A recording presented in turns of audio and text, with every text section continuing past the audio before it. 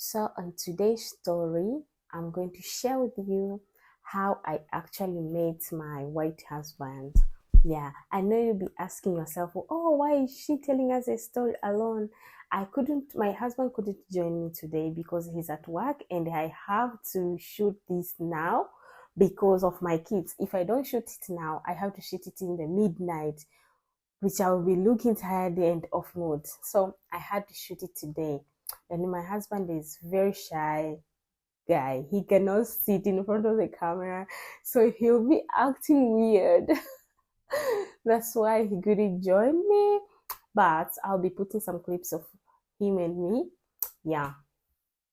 So it was 2018 when I first met my husband, and we met at my workplace. I used to work in a Turkish bakery.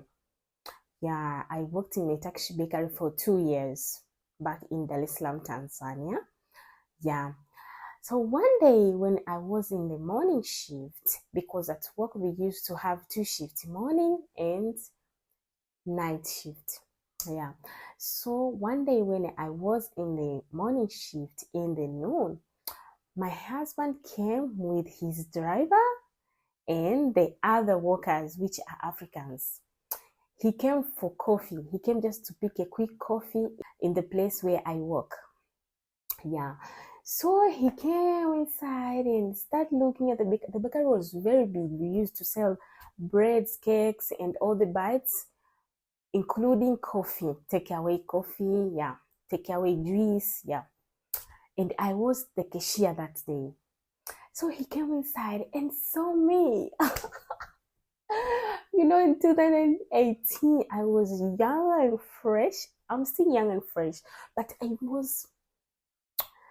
don't know how to explain this, but I was very young, not like now. Now I'm a mom of two, yeah. So I look a lot different from when I was teen. This is my picture of me in 2018. You see the difference. Not much difference, but that time I was very young and I was not a man yet.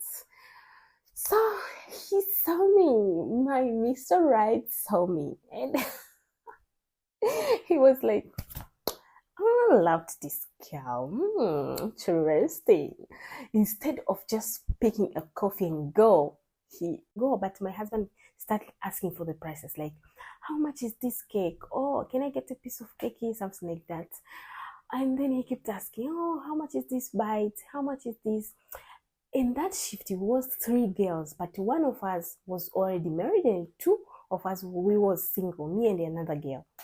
Yeah, so he kept asking, going around, looking at, what juice is this? He wanted some explanation, he wanted to engage and talk more. He didn't just want to pick the coffee and go. So I was the cashier, but when someone is asking about things and there is more than one customer, you have to help explain some and help with another customer. So I was helping my husband. That's why that time I was helping this guy. I don't know him.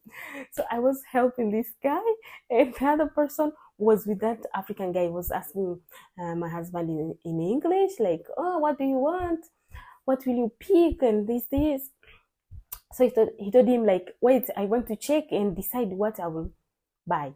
So he was checking, how much is this? How much is this? Oh, guys, he was so handsome. You know what I'm saying? He was 26 and looking very fresh with hair, like he was having not very long hair, not short, but he was having some hair here, and he was looking fresh with his blue eyes. Guys, I was like, this guy is handsome, but but he was my customer, so I respected my customers and I was serious, like, but I always smile in front of my customer. That's the number one rule of our bakery. You must smile at the customer, no matter what. Even if you're tired, you have to show smile. You see? So I was explaining to me, this is how much and this is how much. Okay, he told me, okay, I'll get the coffee espresso without sugar, yeah, and a piece of cake. Okay, someone else was packing the order, but I was the cashier that day. And they take everything, they collected what they wanted to buy, and they came to pay. So he was not the one paying, the African guy was the one paying. So he came, pay, and they went out. When they went outside, my husband told that guy, I want the number of that lady. Okay, then African man came back inside and told me like, can I have your contact? I told him like the business card of the office or my contact, my personal contact. He told me your number because my boss here wants your number. And I was like, if he wants my number, why did he left and tell you to take my number? Oh, it is you wants you my number. He told me, no, I'm not interested in your number. I'm happy married, but I want to take this number to that guy. Okay, since I saw him, he was looking handsome. He was my type, Love at the first sight.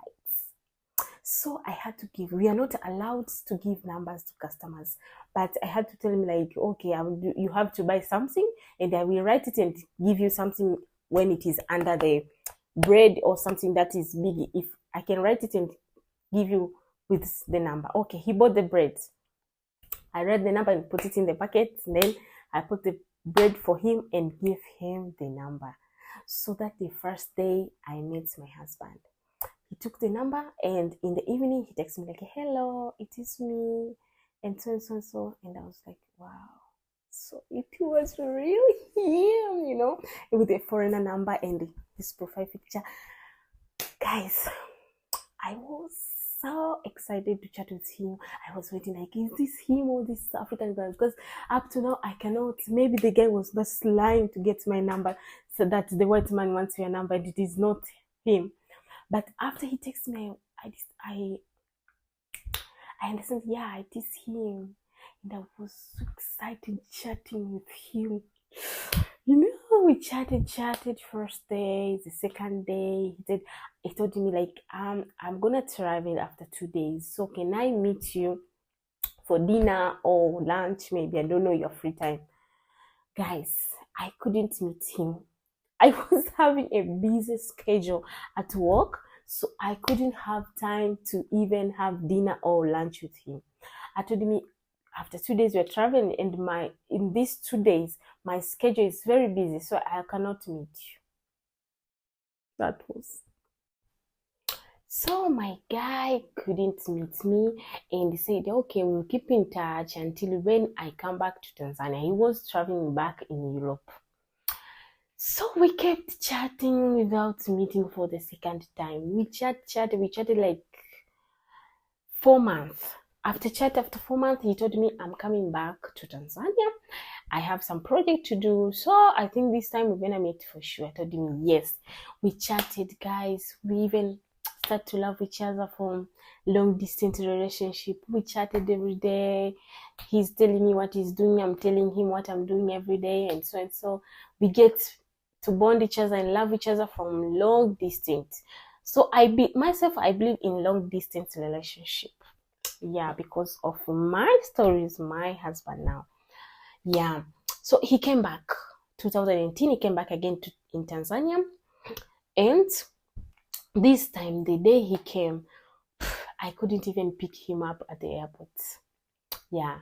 He told me, okay, you come and pick me up. I told him, okay, I will come, but I'm not sure. I'll let you know. But that day, my schedule is very busy. So he had to come until arrive. Then we met in the evening.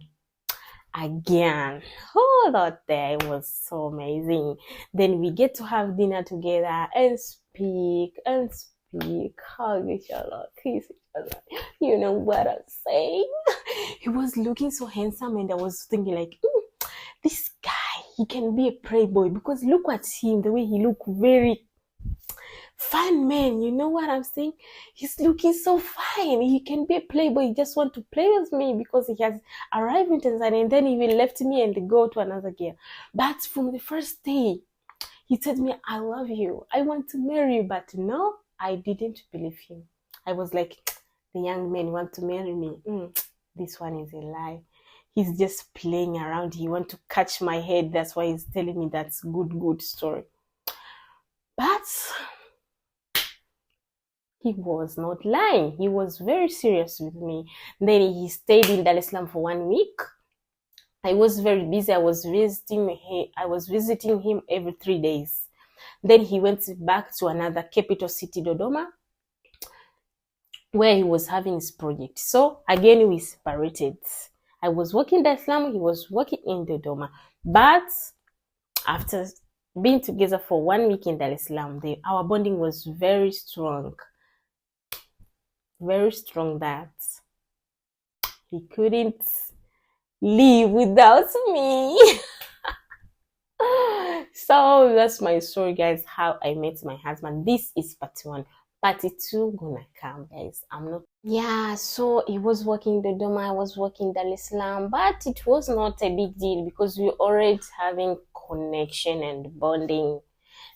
So he kept working the Dodoma until when he found for me some work there, some temporary work in Dodoma. Then I also moved to Dodoma. I have my grandma in Dodoma, so I used to live with my grandma. And so that's all for today. I'm gonna come with part 2, how it went until we got married. That's all for today. Until next time, guys. Bye.